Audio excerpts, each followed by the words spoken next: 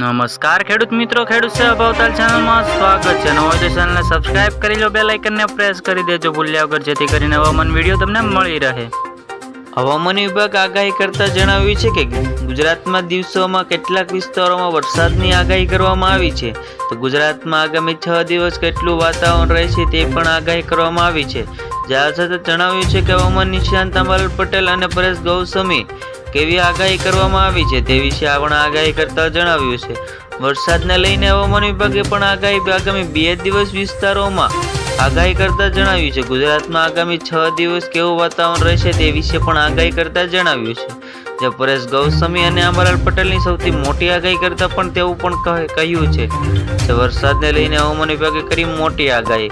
વરસાદની આગાહી કરતા રામશેર યાદવે જણાવ્યું છે કે 10 એપ્રિલ દાહોદ, છોટાઉદેપુર, નર્મદા સામાન્ય વરસાદની આગાહી છે। આ સાથે તેમણે જણાવ્યું છે કે 11 એપ્રિલે રોજ સાબરકાંઠા, બનાસકાંઠા, અરવલ્લી, મહીસાગર, દાહોદ, છોટાઉદેપુર જેવા વિસ્તારોમાં નર્મદા સામાન્ય વરસાદની શક્યતા વ્યક્ત કરતા જણાવ્યું છે। જે વરસાદની આગાહી કરવામાં આવી છે।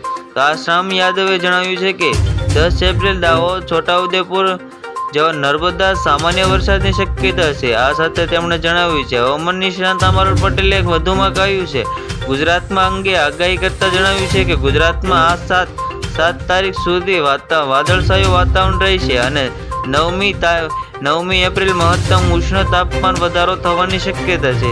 તેમણે જણાવ્યું છે કે મધ્ય ગુજરાત અને વિસ્તારોમાં 4 ડિગ્રી ઉષ્ણ તાપમાન વધવાની શક્યતા છે। જ્યાં અંબાલાલ પટેલે વધુમાં કહ્યું છે કે કેટલાક જગ્યાએ ભાગોમાં 12 થી 18 તારીખ પલટો આવવાની પણ શક્યતા છે।